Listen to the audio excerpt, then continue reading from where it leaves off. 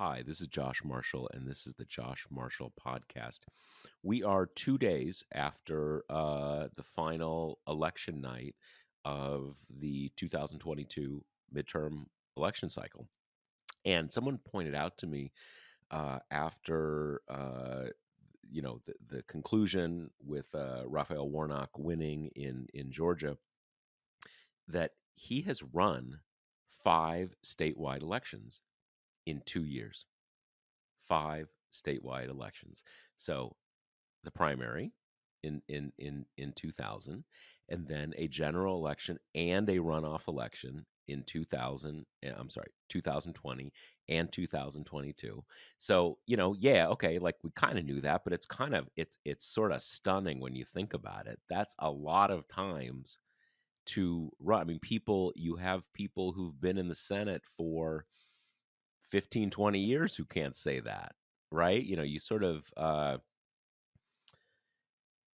a runoff obviously doesn't have quite the dimensions of a full general election campaign. It's kind of a quick redo. And it also seems like it might be the last. There seems to be a move now, which I think makes sense, kind of like, why don't we just do this with instant runoff? It's basically ranked choice voting, same thing. Because, you could have, it's kind of, as a election observer, I guess at some level it's kind of cool. Let's do it one more time, right? One more run through. But these things cost a lot of money. It costs a lot of money. And I'm not even talking about the political campaigns. That's kind of on them. But it costs the public a lot of money to run a campaign, and there's all these election workers who do all this work. And democracy is important, so it's not like it's a disaster that you have to do it, but still it's kind of needless. It's kind of needless because it would have been an easy thing in the general election in Georgia. If you want this thing where you have to get a majority to become senator, which there's certain logic to that. I can see that. That if you're going to have that, you just would have said, if my guy doesn't win, who's my second choice? Just like they did up in Alaska. And it's the same difference. And if anything, I've thought sometimes that in this weird, totally irrelevant, but as long as I'm being obsessive kind of way, it gives Georgians a bit different kind of bite at the apple, because everywhere else you're voting not knowing what the global outcome is. So you're in Pennsylvania, you're voting for John Fetterman, not knowing, is he 50? Is he 51? Is he 52? But in Georgia, they get another look at it again, right? Obviously, if you're a committed partisan either way, that doesn't make any difference. But if you were kind of on the fence in round one, and maybe you voted for Warnock, but you're middle of the road quasi Republican, you didn't want Republicans to be controlling the Senate. And maybe now you say, all right, they already got control, so I'm going to go for Warnock just to kind of keep it, even it up. And I'm clearly, that is not a hypothetical that had a lot of traction in this cycle since Walker lost a little ground. I guess the final result is something. It's a little shy of 3 percentage points. It's 51-49, but if you actually look closely, it's like 51.4 and 48.6 or something like that. Anyway, we're going to get into that. A lot to discuss with sort of like the final things of the 2022 cycle. But before we do that, let me remind you that the Josh Marshall Podcast is brought to you by Grady's Cold Brew Iced Coffee. If you're traveling for the holidays, while you're packing up the kids, the dogs, the sweaters for your annual visit to your in-laws' house, don't forget to pack a Grady's cold brew kit, because without proper planning, drinking a single cup from your mother-in-law's moldy coffee pot will be even harder on your stomach than watching an OAAN over family dinner. Luckily, Grady's cold brew kit makes it easy to drink delicious coffee on the go. Just toss in some bean bags, add water, stick the pouch in the fridge overnight, and you'll have smooth, flavorful coffee all week long. Ready to give it a swirl? Get 25% off at Grady'sColdBrew.com with promo code TPM. That's Grady'sColdBrew.com with promo code TPM. So, Kate Riga, you are back in our New York office. We have a kind of a staff celebration tonight, so the whole gang is back geographically in one place. How's it feel being back in the city? I know you're here. It's not like you're never here, but still, it's Yeah, no, it's you're in the weird office. because so I've been back to the city a bunch since, my boyfriend and I moved from here. We both have siblings here and a lot of friends here and everything. But this is my first time in the office since I left New York just before the pandemic hit. And it is weird. It almost is that feeling, when you go back to like your school as an adult or something and it still smells exactly the same. And you still recognize all, like, the weird little idiosyncrasies of that space, but it feels as if you're, like, leafing back pages in your life to a chapter that is closed. I don't know, it's weird. It That's it probably is melodramatic, weird. but No, I mean, it's and just for our listeners, we went remote about a week before everyone else did, but obviously around the same time. And we still have the same office. It has been opened in theory since God, I don't know, probably early in 2021, and a lot of the staff will come in on Wednesdays just to get a little FaceTime with each other. But the point is that we have never gone back to full in office. That just hasn't happened, and there's all sorts of reasons. And we probably will on a hybrid basis at some point. Um, but it's still a pretty sharp disjuncture. I mean, we uh, moved into that office in early 2009, probably when Kate was in middle school or something like that. Early 2009. And so for me, from like January 2009 till March of 2020, I was in that office basically every day for a decade. Not weekends, but you get the idea. And just now, and I have not, uh, even Wednesdays, I tend not to go in. It was, largely because I'm very COVID cautious and all that kind of nonsense. But anyway, when Kate and I are talking about this part of the office, that part of the office, it is that kind of weird thing of kind of like, wow, I remember that. But it's Totally. like it's kind of stuck in amber 3 years, 3 years on. And alas, we have lost, we used to have a little annex room kind of down the hallway from the office where we had a little studio where we could record the podcast, Yep. and that is no more. So, for our listeners, now got a nice little setup here, sitting on the floor of the nap room. So, you know, Yeah. we're making it work. We're making it Yeah. work. Honestly, Exactly. it sounds like the acoustics are kind of good in here. Well, when we designed that, so in our New York office, and what Kate's talking about, as I said, we've had our New York office since 2009, and then a couple years before the pandemic, we leased another office space on the same floor of the same place, and then we had a studio, our podcast studio there, and all that kind of stuff. And this nap room we built probably, God, when not too long after 2009. And what I was going to say, though, is it was built intentionally to have sound muffling acoustics, not because we Mm, thought we were going to have a podcast, but because it was supposed to be zen and, to get centered and get some space from the frenetic nature of the office. So all of the sound dampening is by design. So it actually works well as studio space. totally. Yeah. So we're coming to you from the Big Apple to talk about the Big Peach. the Yeah. the juiciest peach. Obviously, we had our, as Josh said, big last Senate race of the cycle. The midterms are finally over. We're officially in the 2024 cycle. People, buckle Yep. up. But there are like so many different pieces of the Georgia race that I just think are really fruitful for us to talk about. Huh, Yep. fruitful. Yep. There you So go. I guess just to start with, kind of, okay, let's talk about the race itself and what it was like watching the race, because Josh, you did a post on this that I'm interested by.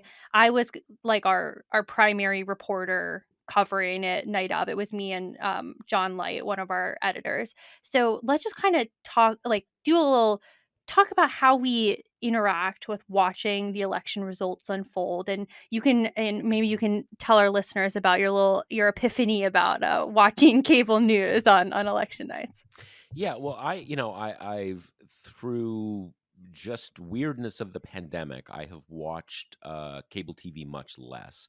But certainly on political nights, on election nights, but also, uh, presidential convention, big political nights, I have always, had TV on. I'm either that's how I'm seeing it, or at least part of it. And over the last, I don't know exactly when, sometime a couple years ago, I uh, put together a Twitter list of basically number cruncher election analysts, for lack of a better word. And these people have always existed, but sort of in the Nate Silver era, for lack of a better word. It's become more of a thing, and a lot of young people coming up who kind of this is what they do, kind of understanding the sort of the nitty gritty nuts and bolts of election mechanics. And for many years, we had one of our alums, Eric Kleefeld, who kind of did this in house for us. Eric worked for TPM for a number of years. He now works for Media Matters. Um, he's one of these people who, on election night in, Nebraska, he'll say, we got to be looking at, Fredberg County, because that's where it's all going to be. That's the decisive place. And you're like, oh, okay, Fredberg County. I'm just making this Mhm. up. But there are people who know all those kind of nitty gritty details. Um, and what this Twitter list has allowed me to do is put together some of the folks who've been doing this forever, and some of these people coming up in their 20s who do it. And if you've never been on Twitter, these lists are, you basically curate a list. So you're just seeing, kind of a couple dozen people kind of talking. And uh, the way that elections have evolved, by doing that, I can just get a very granular, in real time understanding of what is happening. These are people who are not providing commentary about who's the better candidate. Nothing to do with that. It's very data centric.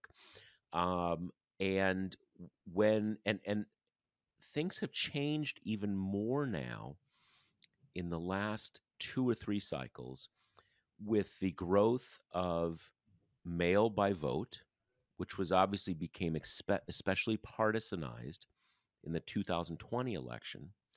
So it was always this way to some extent, but now it's very hard to know what to make of the voting results in a certain county if you don't have a very, very crystal clear idea of, okay, is that all the mail ballots? Is it just the mail ballots, which are gonna lean heavily Democratic? Is it the same day? So you kind of can't really know until a certain county is completely done. Then all the kind of different modes of voting that are favored by Republicans or Democrats, that's all out of the mix. In any way, this is a way to. It's the best way to, if you're obsessed about election results, to watch it in real time, because you understand what is happening at every point. And what I was struck by when I would glance occasionally at some TV, over on the TV, like, oh, Warnock is up. Oh my God, now Walker's up. It's back and forth. What's going to happen here? And that was all just nonsense. That wasn't happening. When I was listening to people who actually were paying attention to the details, it was we certainly didn't know that Warnock was going to win from the beginning, but at each point, the evidence that we had was all pointing in that direction. So it was a fairly steady as it goes kind of thing. And there's a lot of reasons why that is the case with TV. Some of them sort of inevitable, which is that you've got to be kind of pretty politically knowledgeable to make sense of this stuff, right? You can't be just someone who's like, oh, politics, they're different counties. You have to be versed in it at some level.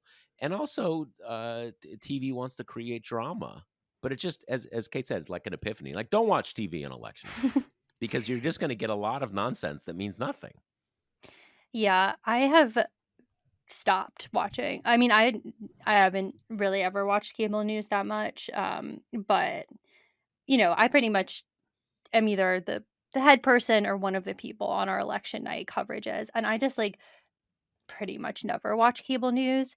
And the thing is, like, while, we tend to do live blogs on election night, which is I really love doing it because I think it's almost like having a group chat. I mean, a one-sided group chat with our readers where it's just kind of like you have more free reign to just put stuff in that you're like, "I find this interesting," or, "Here's a tidbit that I came upon while I've been reporting on this," or, like, just, little stuff there that I think adds some, like, texture and complexity, especially while there are some stretches while you're just waiting. And what you Yeah, said about cable news is, like, obviously they have to fill that dead time. So that's when they do their dumb stuff. They're like, "Oh, Walker's creeping ahead," but like won't contextualize it in and 90% of the outstanding vote is in Fulton County or whatever. right, So, right.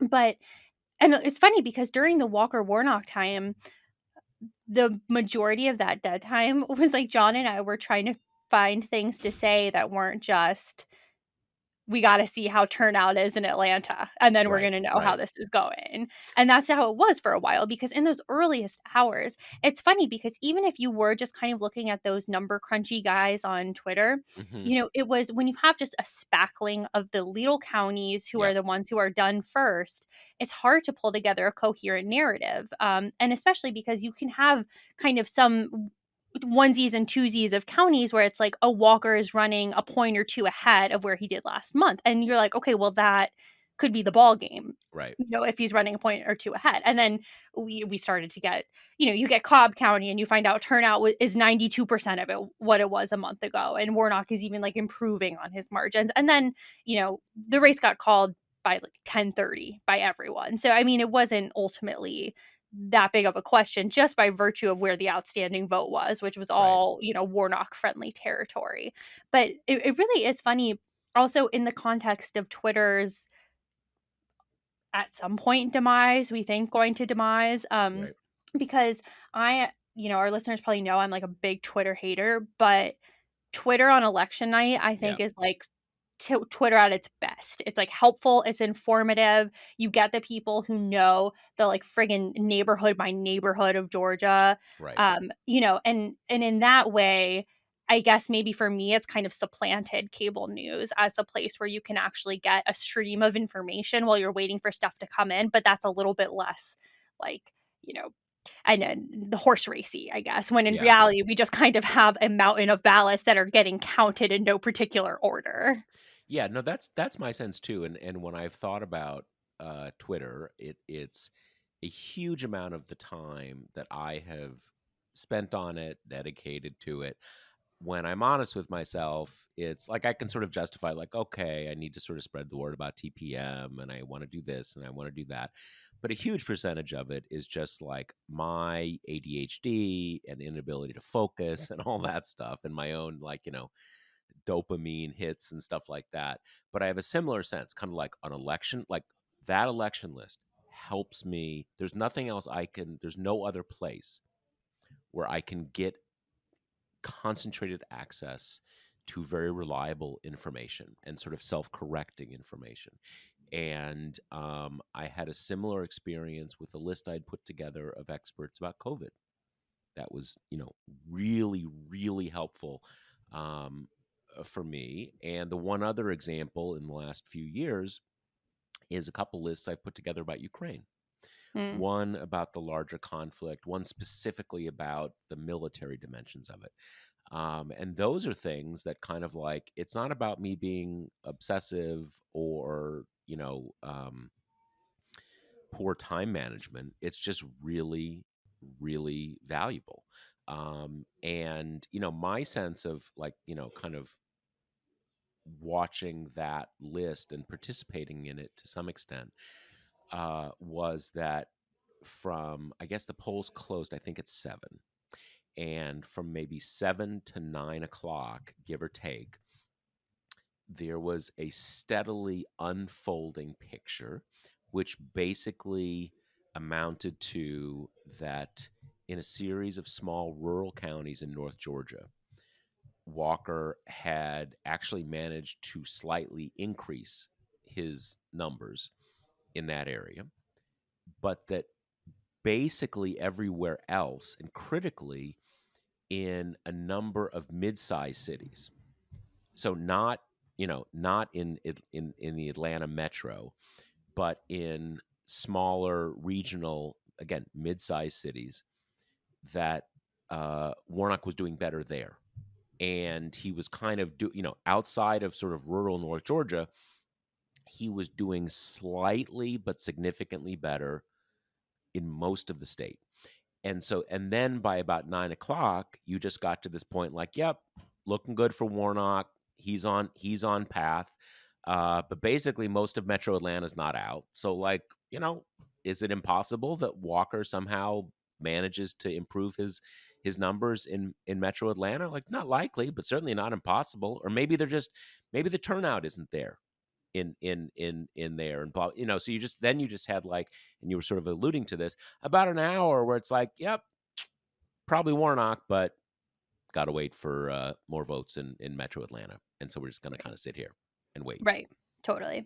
So, kind of, let's talk about the campaign itself. And we've talked about obviously Herschel Walker on this pod before, but there was an NBC piece out that kind of did a little post mortem look inside the campaign. And it just brought to the fore a lot of stuff we were talking about. But there were just little details in there like that at the very beginning, when Walker was seriously considering running, they brought in, 3 consultancy type guys who spent 2 weeks putting together an opposition binder on him, which is, what campaigns always do Yep. to try to avoid surprises.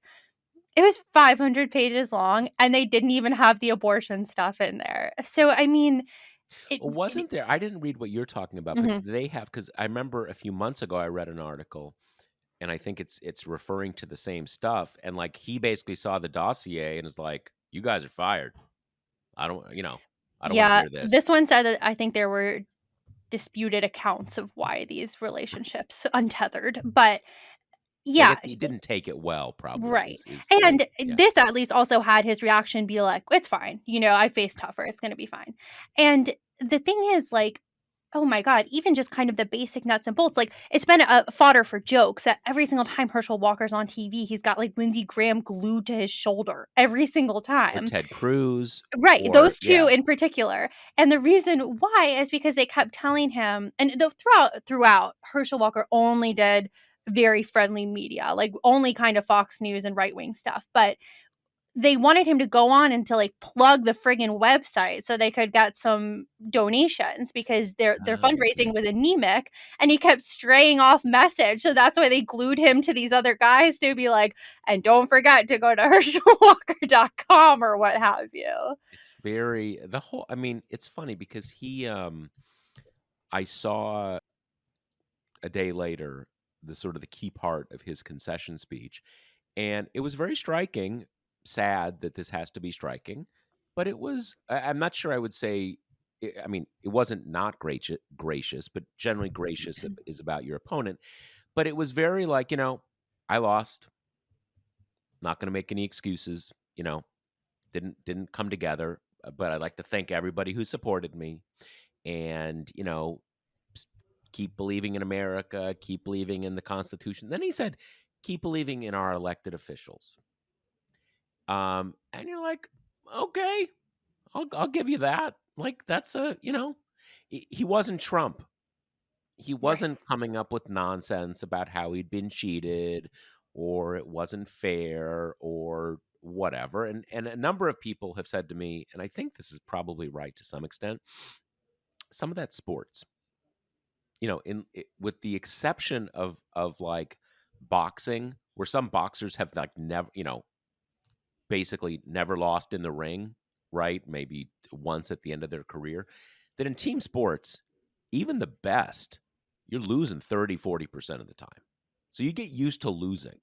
And you don't lose and then say like, oh, well, it was really unfair. I mean, no one that's not part of what team sports are about. But in any case, it just I was I don't have a lot of positive feelings about Herschel Walker, but I was happy that he ended his campaign in a pretty stand up, dignified way.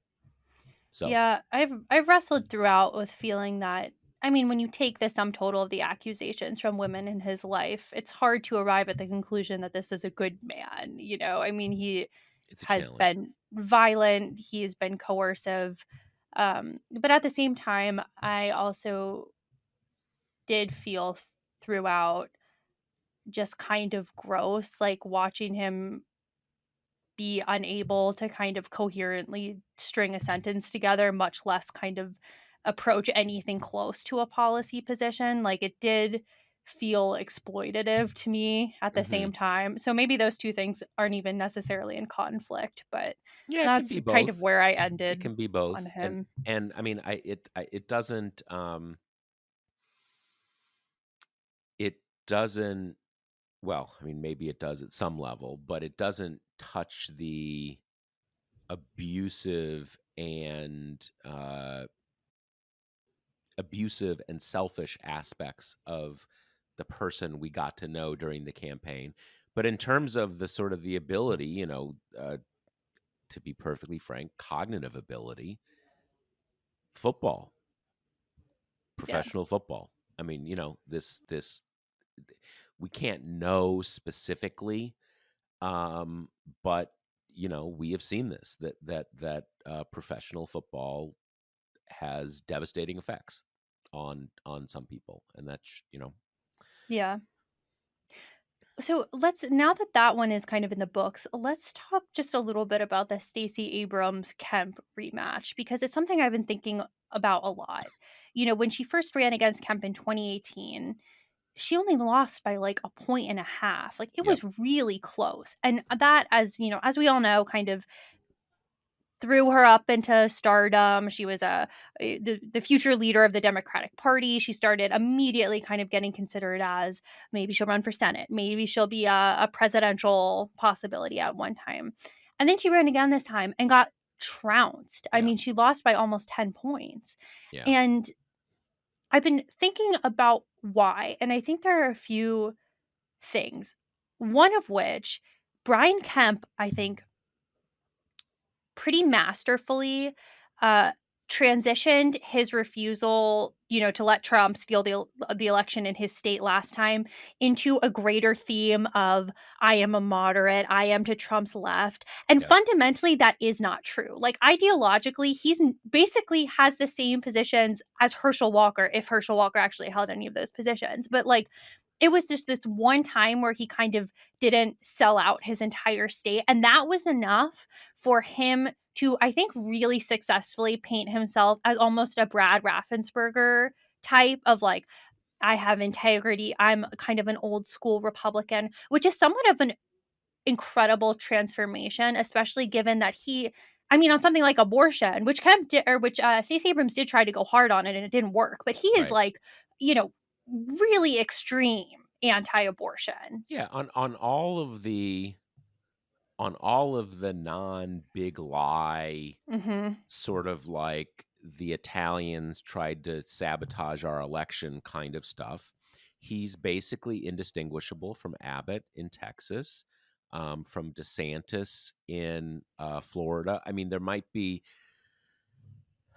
I'm not sure that's 100% sure accurate on DeSantis in the sense of I don't think Kemp has really gone in for this kind of, aggressively anti-trans, don't say gay, all that kind of Mhm. stuff that just. But basically, he's a very conservative Republican governor, Right. and I think two. There's a few different things. One, I think, very big thing is that you know 2022 was a remarkably strong year for Democrats, given the context that it was Right. run in. It's a midterm election, a lot of, presidents on all the kind of stuff we know. 2018 was not that. Mhm. It was basically a wave year for the Democrats. So just to start with, that makes a big difference right there. The other thing is that for a number of reasons, Kemp is now a popular incumbent governor. Mhm. And running as a popular incumbent governor is very different from running as a kind of semi-scary Republican running for governor. That's different. So that also played a big role. And even though he was definitely no Raffensperger, the fact is, he opposed Trump enough to become a big enemy for Trump. That's true. Like, even if Trump wasn't his enemy, let me get this straight in my head, he was Trump's enemy. Mhm. And kind of like that's a binary thing. You're either Trump's enemy or you're his toady. And he became Trump's enemy. And I do think um, for a significant amount of Georgians could, and probably, you know, anti-Trump Republicans or non-Trump Republicans, even for some middle of the road Democrats, could kind of say, you know what, it's things are going okay here in Georgia. He's done well, and I don't have to feel like I'm kind of giving a vote to Team Trump because clearly he's not Team Trump. And Right. in a basic sense, in the most fundamental sense, he's not. Yes, he's very conservative, but what we know with Trump is that that kind of doesn't matter. Mhm. It's team being on Team Trump kind of has nothing to do with that. That's why, Kemp was an enemy and Mehmet Oz was like best pals. Even though Mehmet Oz is just some like New York doctor who probably, to the extent he has any politics, probably basically a Democrat, Right. pro-choice, blah blah blah blah blah. So no, um, I think that had a big impact. And Yeah. the one other thing though I'll say is that he he he could not have known that he was going to weather Trump's fury.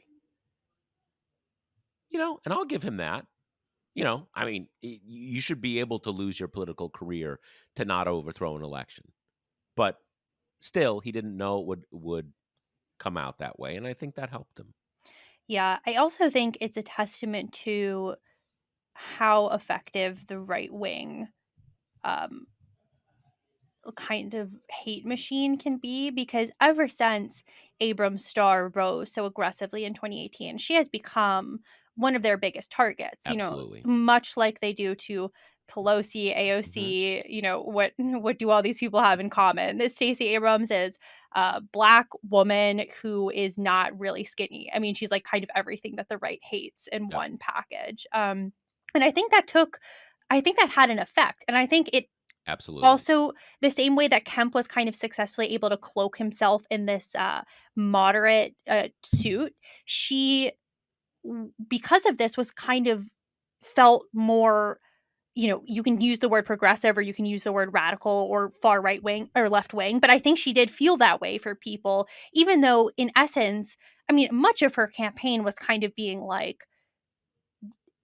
a pro Biden Democrat, which is, Yeah. it's hard to paint as a progressive unless you're like totally it's hard to paint as like a super lefty unless you're totally eaten up by brain worms. Right. Right. Um, but I don't know if you saw there was a like 50-part thread from her campaign manager today. Did you see this? No, I did not. Where she basically, the campaign manager is very sad and was basically just saying like Abrams kind of helped construct this launch pad for all Yep. these other candidates, but that work, while it launched other people, became her millstone. Um, Basically because it put her into the scope of the right wing in a Yep. way that she contributed to building this machine and Hmm. then paid the price for it, and that kind of, and it's funny because in the Atlantic Journal Constitution write-up of this thread, the Warnock people are super mad about it because they're reading it as she's kind of taking credit for Yeah. his Yeah. candidacy, even though I honestly don't think that's what she was saying. I think her point is a fair one, which is that Yeah. she helped build a machine which we've now had consecutive cycles where Democrats have won big in Georgia. And that's huge. I mean, Georgia was not even on the map for a really long time. And all of a sudden, we've got like back to back data points. But I think it's a fair point, and I think it did contribute because whenever you kind of, if you're a rising star in the Democratic Party who is not a white man, you're automatically going to be a target.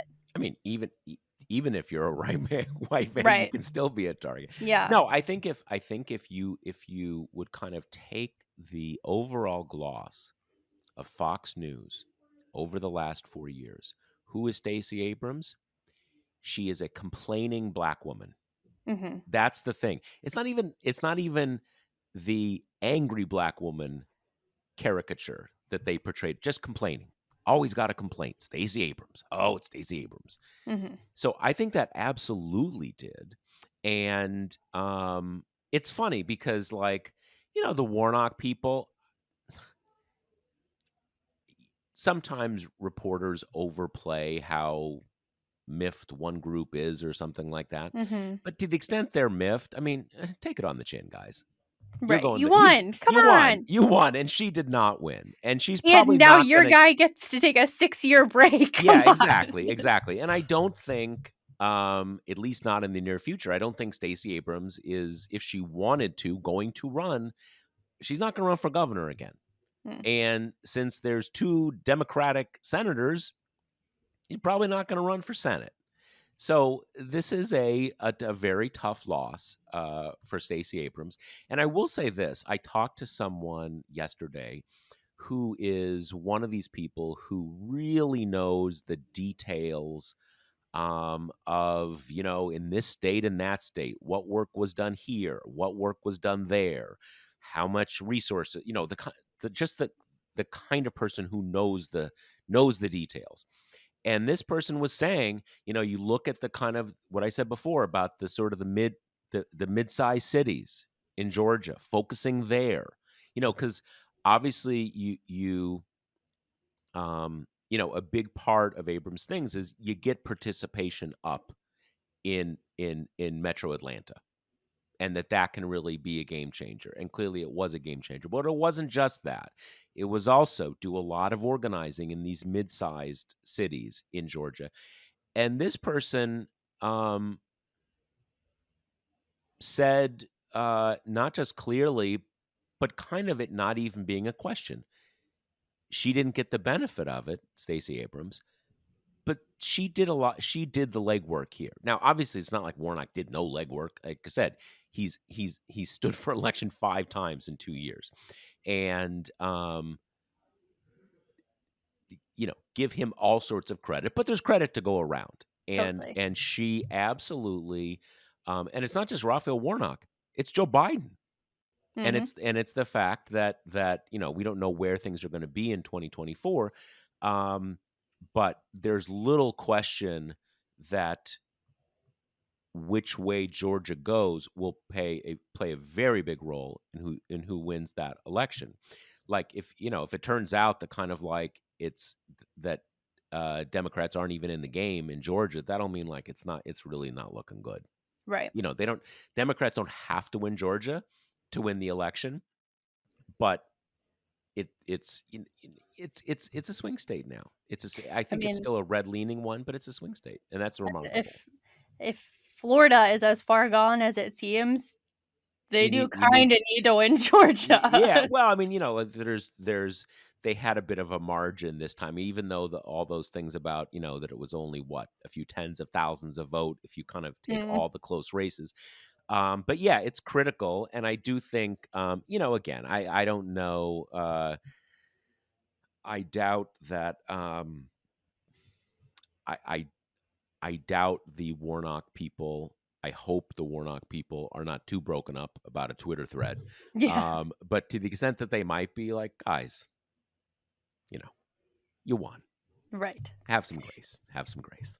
Okay, let's switch gears for the end part of the show here because yesterday, Wednesday, the Supreme Court heard this really important case that we've been tracking and writing about for a while, Moore v. Harper, which in essence is Republicans in the North Carolina legislature being pissy that the North Carolina Supreme Court tossed out two of their very, very gerrymandered maps.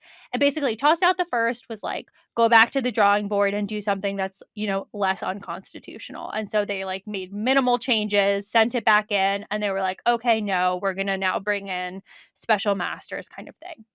So the legislators are now bringing that to the court with the independent state legislatures theory, which is this super, super literal reading of these two clauses in the Constitution, which say that legislatures get to set the time, manner, and place of elections. And they're arguing that that word legislature choose out every other organ of state government, which means only the legislature gets to draw the maps, pass election laws, administer elections with no checks by the state courts, with no, uh, Or even the executive branch. That's well, a whole yeah, other issue. no guidelines from state constitutions.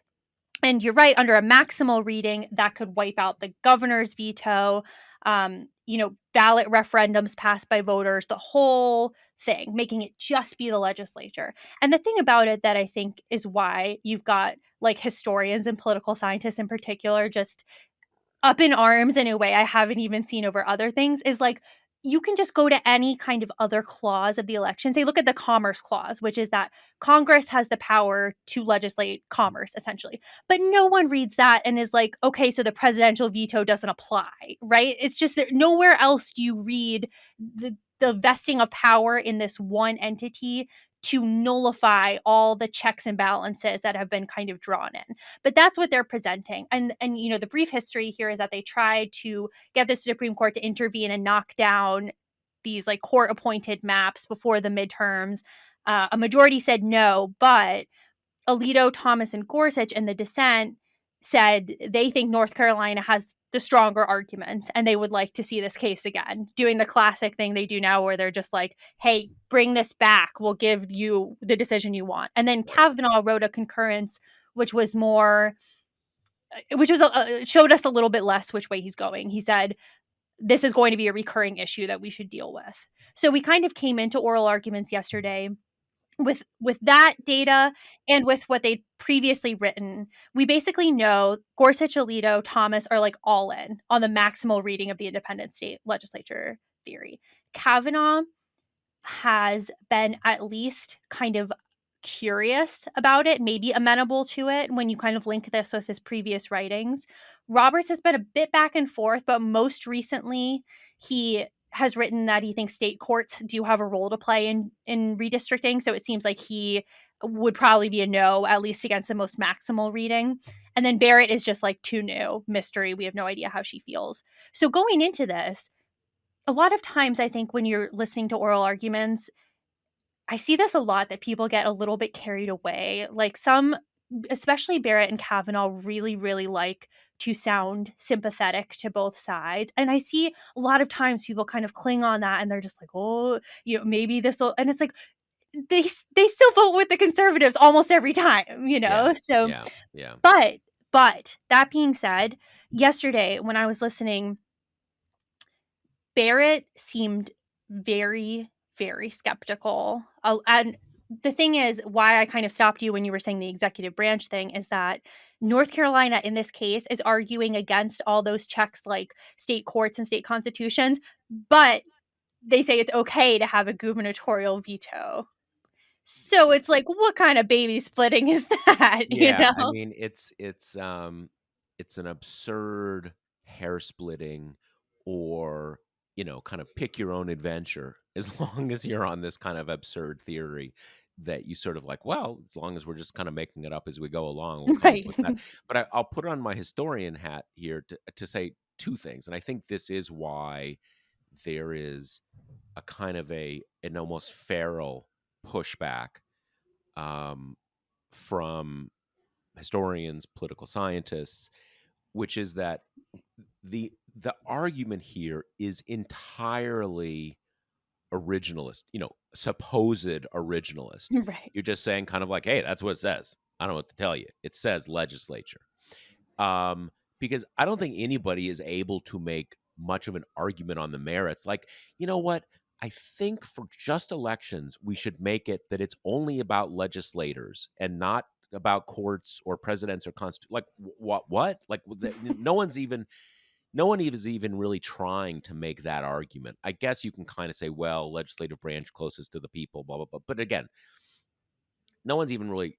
It's such an absurd argument. No one's even making that sort of argument for it. They're just kind of saying, again, a supposed originalist thing, like, hey, that's what it says. What do you want me to tell you? It says state legislature.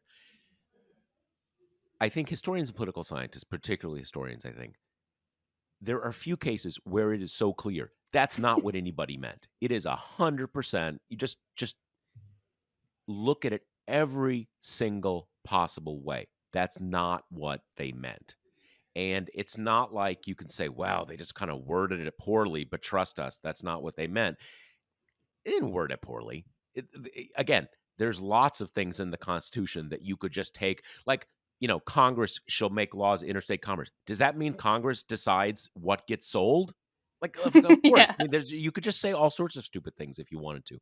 But the other point is, and this goes both to basic logic, but also something that goes very deep in the basic ideas of that period of our history in the 1770s and 1780s. And that is this: the Constitution is the fundamental document that creates everything else. So the legislature of a state doesn't exist in a vacuum. It exists because the state constitution created it. And the state constitution created the courts, it created the executive, and that constitution could have decided to say courts don't get to look at, the point is the constitution is the fundamental thing. Now, to me, since I was sort of trained with this stuff, that's sort of like, well, of course it is. And since as Americans we're sort of trained um in this kind of ideology, for lack of a better word, that's what a constitution is, it's not obvious that should be the case, but it is the case in our system. The Constitution creates all this stuff. So the idea, you can say, well, it doesn't really matter what the Constitution says because it's just the legislature just kind of floating out there in space, and they can do whatever they want.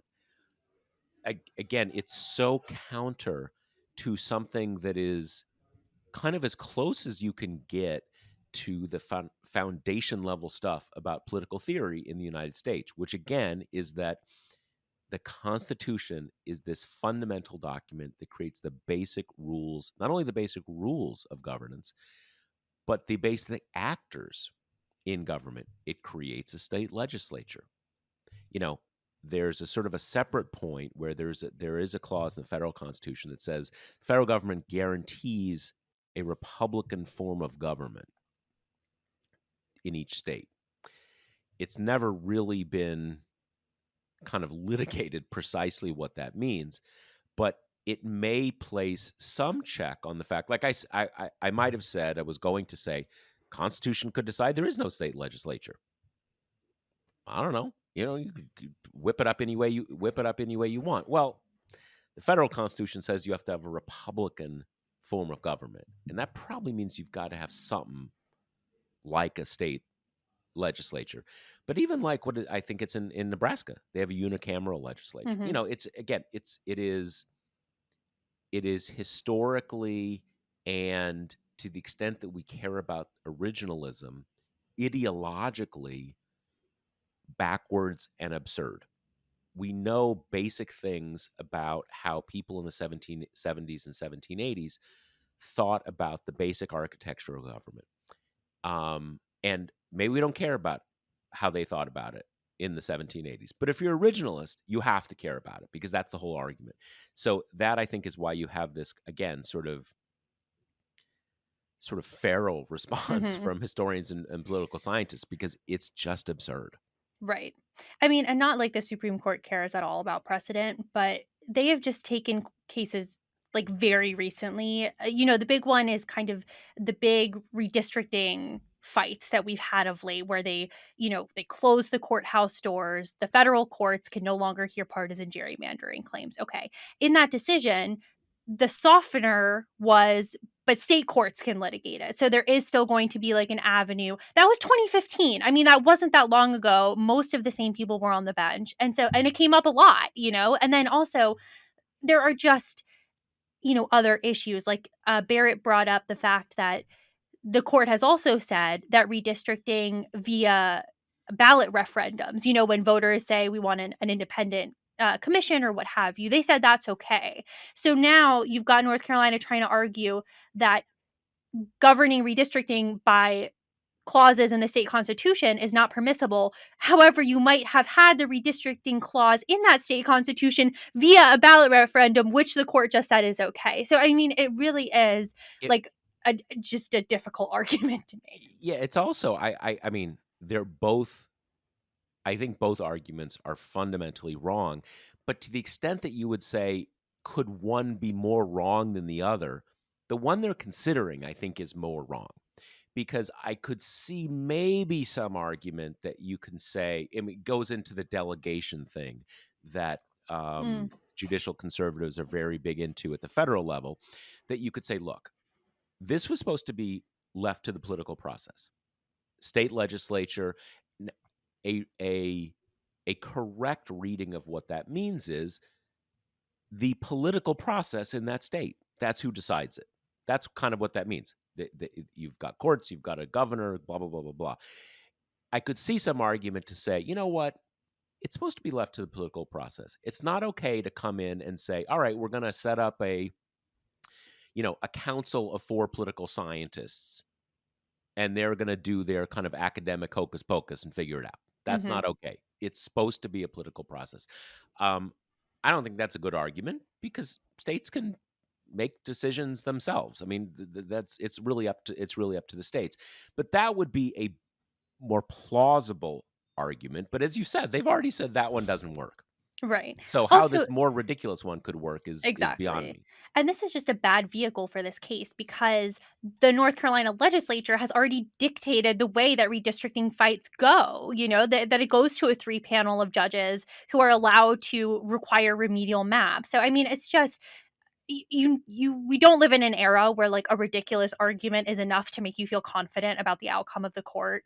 But if we went in kind of expecting 6 voices raised in unison in support of the independent state legislature theory, which was not off the table, Right. that's not what happened. And I think we might be left with some kind of like middle road type thing where they end up giving the federal judiciary more micromanaging powers into how state courts interpret state laws and constitutions than there was Right. before, which is more of this court's kind of quest to empower itself, which is obviously not great, but that's a far cry from the we're now going to throw all the power to the most gerrymandered body and let them control everything having to do with elections. And again, obviously that's still on the table. Maybe all these skeptical noises they made at oral arguments will come to nothing. But I was at least left with the immediate impression that we went into this like 5 alarm fire. There's a lot to be worried about. And I think left feeling more like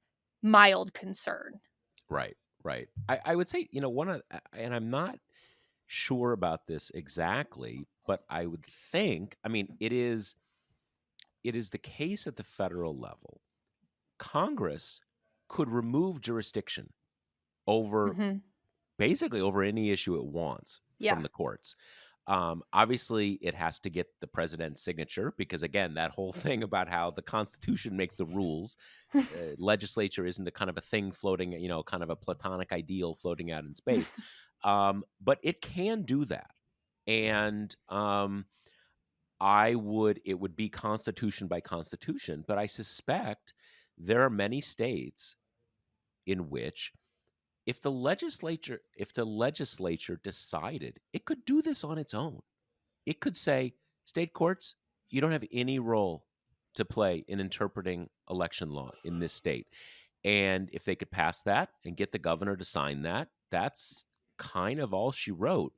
Um, but that is operating within the constitutional framework of that state. Now, maybe there's a lot of different state constitutions. Maybe that is not permissible in some states, and that's fine. And the other thing is fine.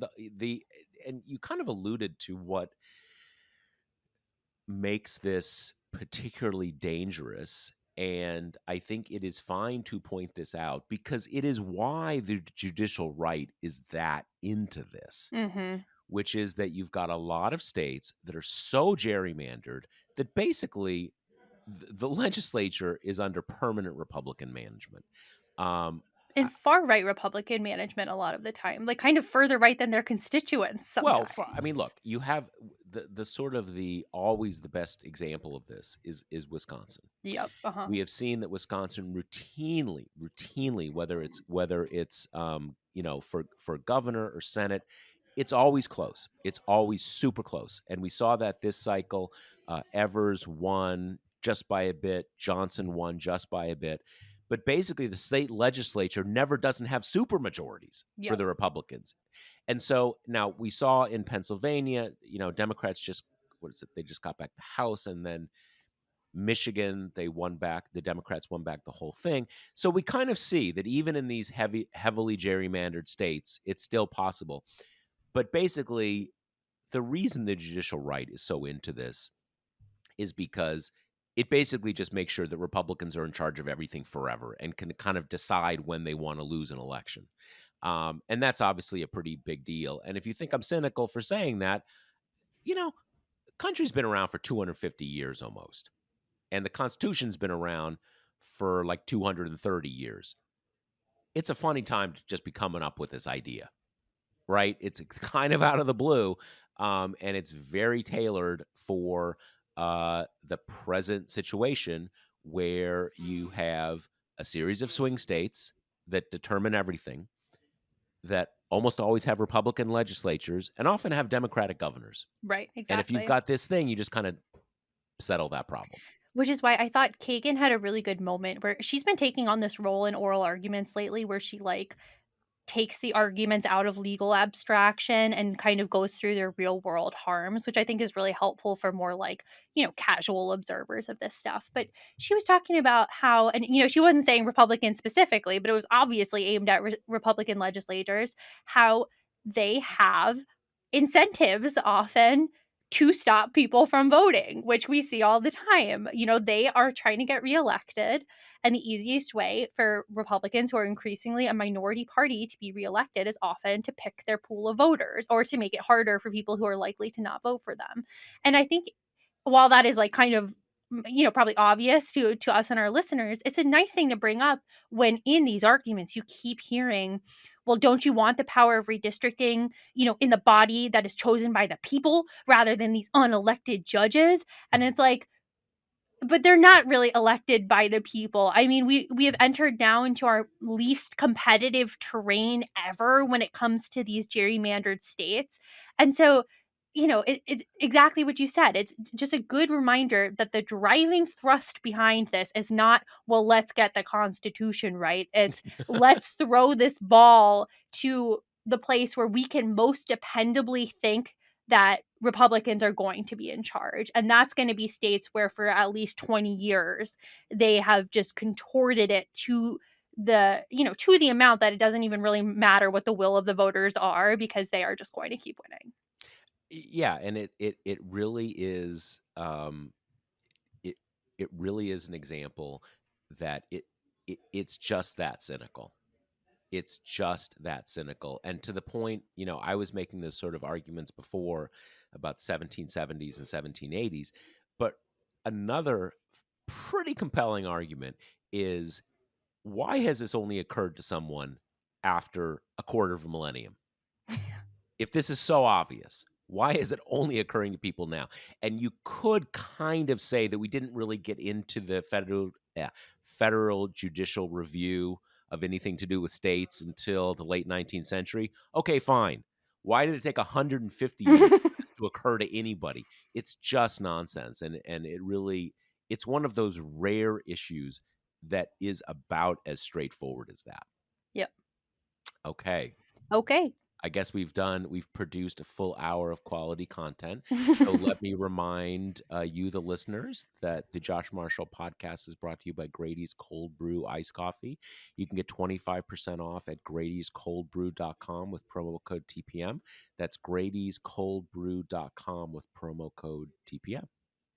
All right. See you next week. Later. The Josh Marshall podcast is hosted by me, TPM reporter Kate Riga, and TPM founder, editor-in-chief Josh Marshall. The show is produced by Jackie Wilhelm. Thanks to Why Not Jansfeld for our podcast theme song, and thanks to all our TPM members who make this possible. Rate and review us on Apple Podcasts, and subscribe wherever you listen.